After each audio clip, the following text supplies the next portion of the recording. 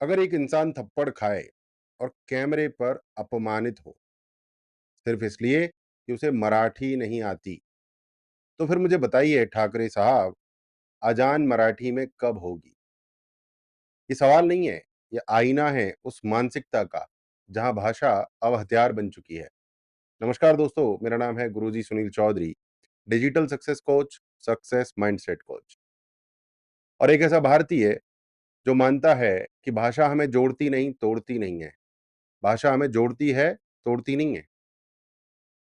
भाषा का जो विषय है आज का वो कठिन है लेकिन जरूरी है, क्योंकि अब सिर्फ ज्ञान नहीं, जागरूकता भी एक साधन बन गई है।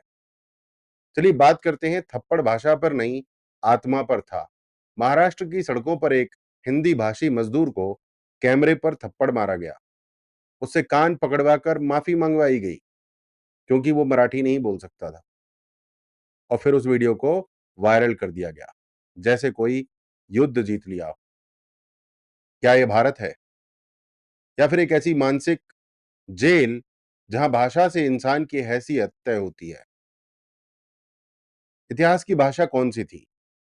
भारत एक बहुभाषी राष्ट्र है। वेद संस्कृत में लिखे गए, भक्ति आंदोलन हिंदी और अवधी में गूंजा, संविधान हिंदी और अंग्रेजी में बना, और छत्रपति शिवाजी महाराज ने भी हिंदवी स्वराज की बात की थी, ना कि मराठी वर्चस्व की। हिंदवी यानी जो भारत का है, जो भारतवासी के दिल से निकले। हिंदवी जो हिंदी से जुड़ा हुआ है। बॉलीवुड जिससे महाराष्ट्र को चमक मिली। आज अगर मुंबई ग्लोबल पहचान पाता है, तो उसका एक बड़ा कारण है Hindi film industry. Tax, tourism, रोजगार, बिजनेस, इन सबसे इन सबका जो सबसे बड़ा स्रोत है वो बॉलीवुड है, जो हिंदी पर टिका है। लेकिन हैरानी की बात यह है कि वो हिंदी अब वहां घुसपैठिया मानी जा रही है, क्योंकि अब हिंदी सिर्फ टैक्स देने तक सीमित रह जाएगी। भाषा जब राजनीति का ढाल बन जाए, भाषा जब सम्मान नहीं अपमान का औजार बन जाए, तो समझ लीजिए कि राजनीति संस्कृति से बड़ी हो चुकी है। राजनीति तो अच्छी चीज होती है, ये तो एकदम घटियापंती हो रही है। मराठी बोलो या मरो, हिंदी वाले हमारे राज्य में क्यों हैं? हिंदी फिल्में चाहिए, लेकिन हिंदी भाषी नहीं चाहिए।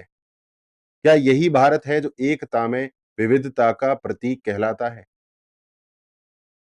एक फिल्म बन रही है, Janaki versus state of Kerala. एक वैचारिक चुनौती है ये सनातन भारत को। एक फिल्म बन रही है जिसका नाम है जानकी, यानी माता सीता के नाम से जुड़ा है मामला।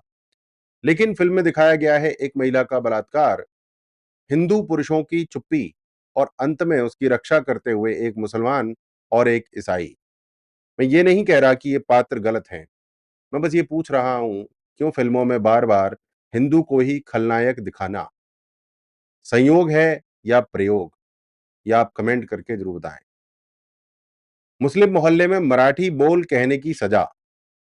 एक युवक गया मुस्लिम क्षेत्र में और बोला मराठी बोल। क्या हुआ? उसे इतना मारा गया कि उसकी भाषा भी गई और हिकड़ी भी, और फिर माफी भी हिंदी में मंगवाई गई। तो अब मुझे बताइए, क्या मराठी प्रेम सिर्फ गरीब हिंदुओं पर ही लागू होता है? क्या अजान मराठी में नहीं होनी चाहिए? क्या ये नियम सिलेक्टिव है?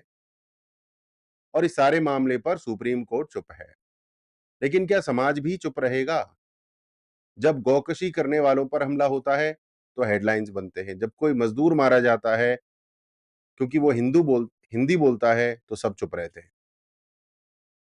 क्या अब न्याय भी पीआर डिपेंडेंट हो गया है? क्या हमें संवेदनशीलता के साथ साथ साहस भी जगाना पड़ेगा? मित्रों, इसका समाधान क्या है? मैं विरोध नहीं कर रहा हूं, मैं समाधान दे रहा हूं, क्योंकि मैं एक कोच हूं। मेरा काम प्रॉब्लम नहीं, समाधान देने का भी है। समाधान नंबर एक, भाषा की विविधता को उत्सव मानो, युद्ध नहीं। मराठी सिखाओ मगर सम्मान के साथ। हिंदी को स्वीकार करो क्योंकि वो भारत की आत्मा है। समाधान नंबर दो, बॉलीवुड को विकल्प चाहिए। उत्तर भारत में फिल्म इंडस्ट्री के लिए नए केंद्र बनाओ, जहां सम्मान भी हो और संरचना भी। और समाधान नंबर तीन, डिजिटल धर्मा क्लब से जुड़िए, जहां हम सीखते हैं टेक्नोलॉजी, ट्रुथ और ट्रेडिशन, इन सबको साथ लेकर आत्मनिर्भर भारत की दिशा में बढ़ना। मित्रों, अगर आप चाहते हैं कि भारत में भाषा के नाम पर फूट नहीं, संपर्क हो, तो इस वीडियो को ज़्यादा से ज़्यादा शेयर कीजिए। अगर आप चाहते हैं कि हिंदी को वो सम्मान मिले, जो वर्षों से उसकी नींव रही है, मैं चाहूँगा कि आप डिजिटल दुनिया में एंट्री मारें, डिजिटल धर्मा क्लब के हिस्सा बनें और अपनी बात को ज़्यादा से ज़्यादा लोगों तक पहुँचाएँ।